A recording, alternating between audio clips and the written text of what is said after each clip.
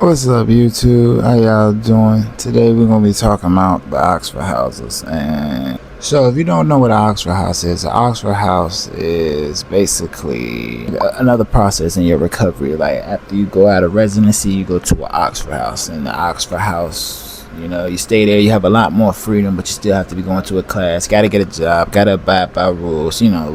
House rules and everything. So like, it's a pretty legit, gig or whatever. So like it's a lot more freedom. You can go to a 3.1, which is like Independence House, or like they got 3.2s that's in like the residency that I was at, but like those were full. Independence House was gonna take too long, and I had already was like on the bubble. I needed to leave, so I just decided to go to an Oxford house. So there was this dude that I was in residency with, and when I was in residency with him, he was cool. It's my ace. I love him, my ace. And he had went to this Oxford house that was like 10 minutes down the street, and he was telling me like, look man, you could just come here, we got like 3-4 beds open and everything. So like I ended up filling out an application, got an interview there. This was her first red flag. When I first arrived at this house, the lady, she drove me there. I hop out the ride, and she's like, and when we pull up there, there's like 3-4 police officers there, 2 trucks, and I'm like, whoa, red flag number 1. Got too much going on. So when I get inside, I'm like, what's going on? They're like, oh, some dude, he stole a bunch of stuff, got the police out the house. So that's automatic, expulsion. I was like, okay, that's cool. So I ended up talking with the dude, get interviewed, got it, they voted me, yeah. So they said all I need to do is just, get funding. And once you get funded, you straight in here with us. And I'm like, all right, that's cool, that's straight. So I call this church or whatever, get funding, they send it. But I'm trying to get in touch with somebody at the house to see if they got funded. They said they didn't receive it yet. So for a minute, I'm calling the church for like a whole 2 weeks. I'm having to extend because like I gotta make sure the money's there for the house, and you only get you have to pay a refundable. No, you have to pay a deposit then first and second week. So 3 weeks later, I finally get somebody on the phone. They finally check the books and everything. They're well, your check's been here. My bad, I didn't know. We didn't check it. The whole time I've been calling there every single freaking day and asking about the same check, and they said they ain't seen it. They just ain't took the time to go through their mail or nothing or check their books. Red flag number 2. Boom. So it didn't matter. I move in. When I move in, it's a cool place. Arlington was a real great city, but they didn't like Oxford houses because it's basically addicts, and they know they addicts or whatever. So that was a whole nother gist. So like, everything was good, but like it started turning for the worse once I met I think he was the vice president. It was a lady that was the president. It was one dude that was under her. We're gonna call him Tommy. Okay, now Tommy was a little which ain't no problem. My brother's that, so like I don't have no issue with it. But like ever since I met him, and like I don't know, like I've been targeted, and I can say this for 100% fact. My first issue with this Oxford house, I was in Arlington, and if you see in my face, you probably know which Oxford house I was at, and you probably know the situations I'm about to explain. So our first issue came about. There was a big drug screening, pop-up drug screening. Like it didn't matter to me. Like this is the first time I've actually in my life ever been ready to take a drug test. Like, yeah, I'm ready. Because before, nah, like, give me like 2-3 weeks. So let me run to the smoke shack real quick. But now, not sweating nothing. I take the drug test because I had just earlier took a drug screen for the class I'm in. Because while I'm in the Oxford house, I'm taking PHP, which partial hospitalization program, which is another form of the rehab. You got PHP, IOP, OP, then you graduate and you're supposed to be good. I just took a drug test and everything was negative. I'm good. So I get to the house, they pop up, surprise drug screening, because I hear from what I hear from the girls, oh, everybody's saying that your house be doing drugs, doing drugs and everything. And that kind of like blows because the girls be talking with Tommy, and then, you know, Tommy's a little so he lock in with the girls. So whatever the girls say, like, he kind of feed off of their gossip and come, you know, picking with us. Which shouldn't be right, but it is what it is. And it came, when I took my drug test, mine came back with a faint line on the cocaine. President had no line at all for, I think it was fent or something like that. And they was like trying to vote to catch us out, and the Tommy dude was like, yeah, they gotta go. If you relapse, you got to go, da da da da. But this isn't my house. I'm not gonna tell y'all how to vote. Like, trying to be like trying to throw a word. Like, I kick him out. Like, bro, chill. Like, chill. And what blew me was because if they read the directions on the drug test, it said a faint line or a regular solid bold line means negative. Invalid, you would have a line on this side or something like that. Positive means there's no line, period. Everybody there sat there and looked at my test and said, well, there is that faint little line right there. And you still trying to say I failed it. I'm not saying you're the dumbest person in the world, but you better hope the dumbest person in the world doesn't die. So we went back and forth. They tried to get us to vote and everything, and I said, look, I'm taking the test again, because like, I stay 5 hours away from here. I'm not about to fuck up. I'm not about to mess up my opportunity down here just to do what? And I don't even know anybody out here to get anything, so like, it didn't matter to me. So I won't read. So I was like, we're gonna take drugs again. I take drug tests again next week. The next day, boom, passing. And he mysteriously passed that jump too. And they really gave President a pass, because like, they quote unquote gave me a pass to take another drug test the next day. I'm not trying to hear that.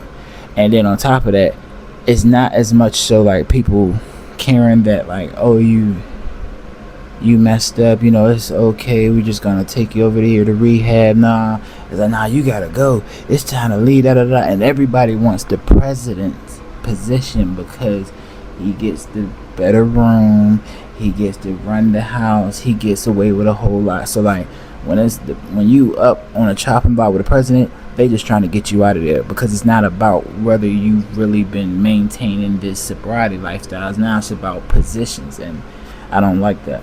So that was like strike one with me.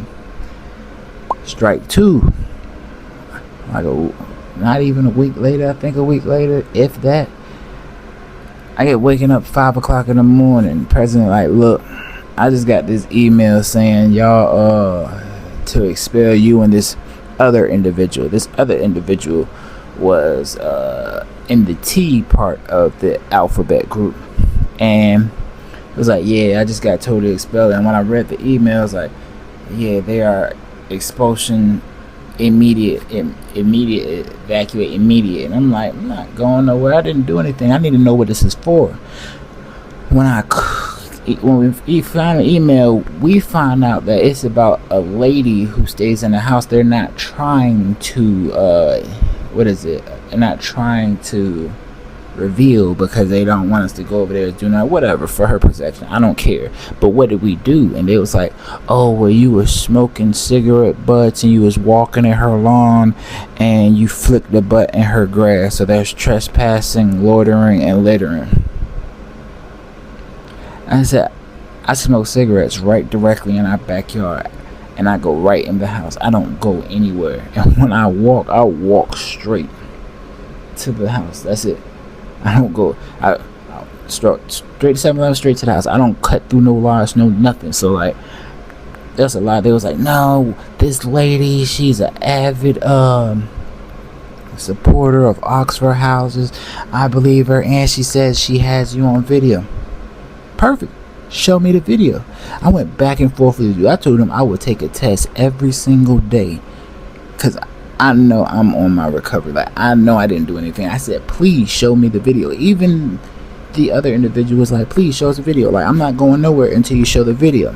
So after a while, you know, it was quiet. They said it was coming to the house. They came to the house, and he was like, kept a little joking around, like, y'all know y'all was Y'all know y'all was over there in her lawn smoking, but we just ain't got a rule for this. So, we not gonna trip. You don't gotta go. No, I don't know, because I wasn't over there.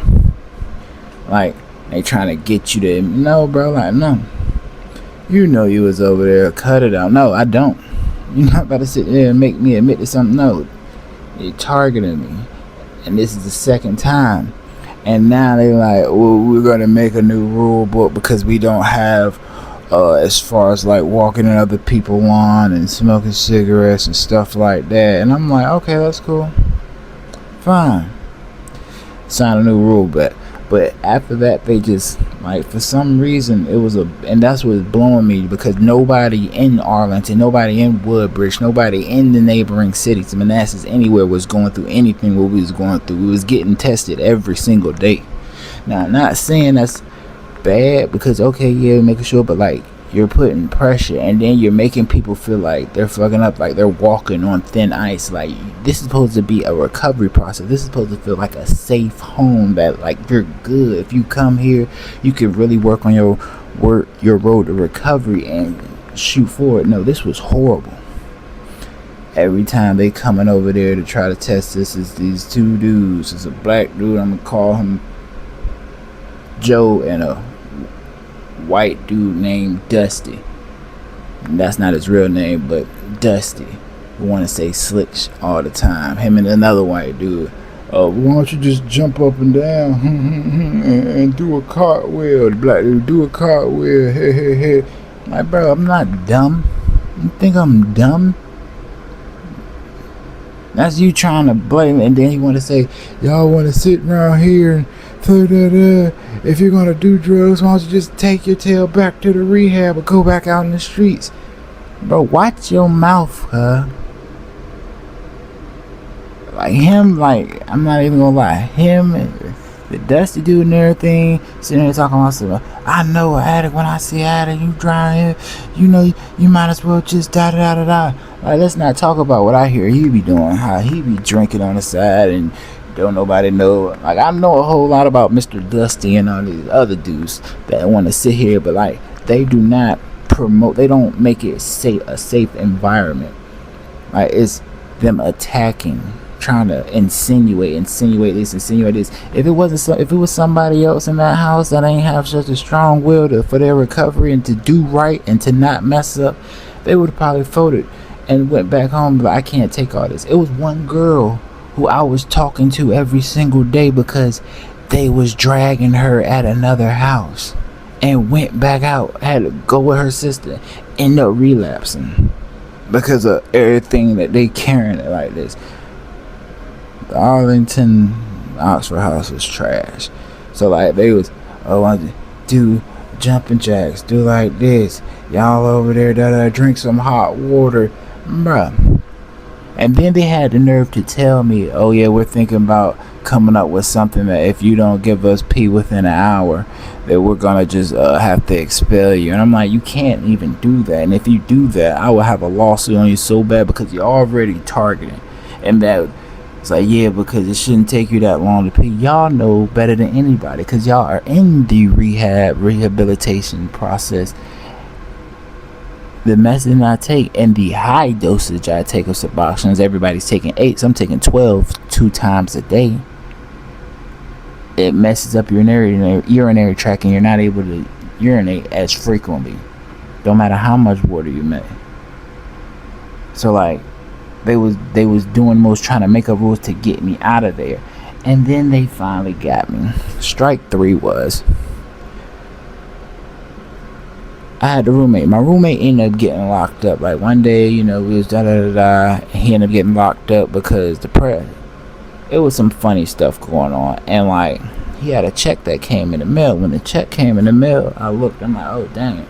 So I go to our treasurer, which is a white dude. We're gonna call him Mike, but y'all know who the treasurer was. I go to him, I say, look, what's the name's check came in the mail, but what do y'all do with the money if he's not in here? He directly goes to me and goes, why would you need, you straight, you behind? I say, yeah, I'm behind. I need to get up on my feet and everything until my check come in. When my accident check come in, I'm gonna be straight. And he goes, I got you. I'm gonna put the money on his money on your account so that you straight. I'm gonna just make sure his account is zeroed, and then I'm gonna put the rest on your joint. And I said, okay, perfect.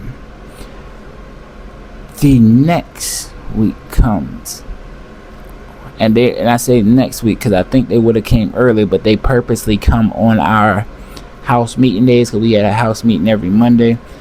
That following Monday, guess who come up? Tommy. And when he all of a sudden out of the blue just starts, I feel like I need to do an audit because all these houses are behind on rent and everything. And really, which is crazy, is our house wasn't even behind on rent for real. For ours, we only had one other person that was behind, and even with them behind, we had so many other people far ahead that it didn't matter how behind this one person was, the rent was still paid. So like I gotta do a audit, and me all of a sudden I become 4 or 5 weeks behind, and I'm like, what's going on? He's like, yeah, you haven't made a payment since you first got here. And I'm like, yeah, and right when I'm about to say anything, I'm looking in the treasurer's eyes, and he's like, no, I got you. And I'm like, okay, maybe he gonna miss. So I let Tommy talk. He did whatever he would. And then after that, the treasurer Mike said, oh man, my bad, man, I forgot, like, you're not allowed to move somebody else's check into somebody else's account because it's meant for them. You're supposed to give it back to the church. So like, my bad, man, we can't tell them that because like I'll get expelled and everything, this, that, and the other. And I'm like, bro, like, I did not know that. That was not my issue. You need to go holler at Tommy and let him know what's going on, or do something, because like, he's trying to kick me out. He's been trying to kick me out. Now by this point in time, my Dukes is like, look, I feel like they're targeting you. I don't know if they're racist, I don't know what's going on, but like, they're super targeting you. Like, just forget it. I wouldn't even give them your check, your accident check. I just go back to the house and everything. So I'm like, nah, cause I wanna do better. So they give us a certain number of time to pay this off. Now, the time comes the day before that specific date. I get my check, but I have to give it to my father because I can't. Like, I get him to drive up, put it in his bank account so he can cash because I don't have my ID.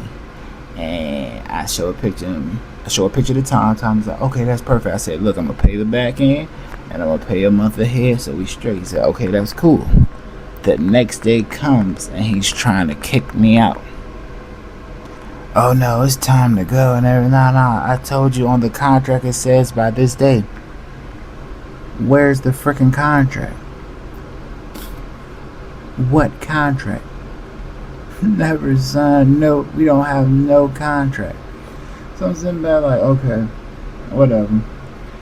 So I'm going back and forth, but then there was another dude who was supposed to get kicked out with me. It's a white dude who had been behind on rent for a whole year, and they all of a sudden, now that I'm up there, they wanna, we gotta tighten down now, do right.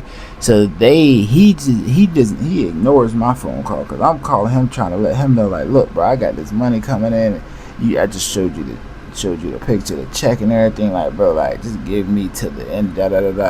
He's not answering me, not answering none of my phone calls, but he answers the white dude's call and tells him, oh yeah, you good. You can stay for the rest of the weekend. Monday, if you don't got it, then you got to dip. So when the president hears this, because dude come down and tell me, president hear this, and the only reason he was giving dude a pass is because he was cool. He was real cool with dude's girlfriend, who was in another Oxford house. So that's what I was saying, like, it's favoritism. Like, Oxford house is really, you shouldn't go. Like, they should shut him down for real. So he let him stay in the house because his girls talked to him, and My president just so happened to be, oh nah, we're not doing that. If he stays, you stay. Because they actually really cared about me. And I said, alright. And what's crazy, that dude had a finesse move because he already had a house somewhere else. He wasn't paying rent at that house for a whole year, but was staying there because he was making preparations for another house he had. He got the house. All he needed was one more day just to get the bed out of that junk, and then he was moving the next day, and that's what he did. He left the next day. Then Tommy wondered about, oh no, if he left, then what's the name has to leave. Even so, I ended up having to leave, and instead of just, oh, I'm gonna go back home and do no, I put in the work. I sat there and begged and pleaded with my pops. I begged and pleaded with my pops. He let me move in with him so that I could finish my sobriety journey. And I was in Fredericksburg, and I was taking an hour ride every single day back to the rehab to finish my journey until I finished PHP, IOP, and OP, and graduated all three and got my stuff. So like, if you ask for like my input on Oxford houses, they're trash. I was targeted. No one didn't show no support. There wasn't nah. I say go to an Independence house or go to a 3.1. Do not do an Oxford house. There was a whole girl that was crying about the stuff she was going through her Oxford house, and I was talking to her on the phone every day trying to make sure she kept on straight, and she ended up going out because she wanted to leave the house because she was getting treated so bad and relapsing, and ended up back in rehab. And then they had a nurse talking about, well, you can come back to the Oxford house after that. We got you. Just make your payments, and we're gonna make sure it's better. It's a money scam. They didn't care. They want you to get in. They know people can pay that first 2 weeks, but people have a hard time struggling paying the week after that. They know it's hard. You can't get no job out there in no week, no 2 week, no basically week, because you deposit then a week. So once you pay that deposit, then a week, they're ready to kick you out so they can get the next deposit in a week, because you don't get the deposit back. So if you don't have a deposit in at least a month, I say don't go. And they do not care about your recovery. I know this for 100%. I done been in there, and I done talked to a whole lot of people that's been there for years. It's a money scheme. It's not really about recovering. So, with all that being said, thank y'all for tuning in. Look out for my next vlog. Be coming soon. Love y'all. Like, comment, subscribe.